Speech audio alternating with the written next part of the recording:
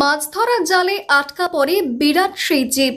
মাছ ভেবে ডাঙায় তুলতেই আতঙ্কিত হয়ে পড়েন মৎস্যজীবীরা। জালে জড়িয়ে পড়ায় পালাতে পারেনি এই জীবটি। মৎস্যজীবীরা জাল থেকে উদ্ধার করে নিয়ে আসে, দড়ি দিয়ে বেঁধে গ্রামে নিয়ে আসে। মাছের বদলে জালে উঠে এলো ঘড়িয়াল।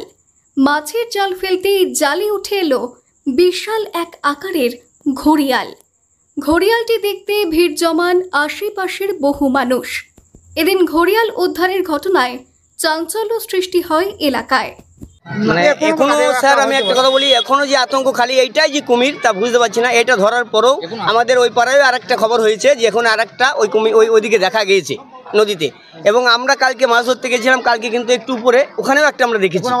এখনো আতঙ্ক আমাদের মুঠি কাটেনি। এখনো যে এই নদীতে কুমির নেই তার কোনো মানে রাখছি না, এখনো কুমির থাকতে পারে এরকম আমরা দেখছি।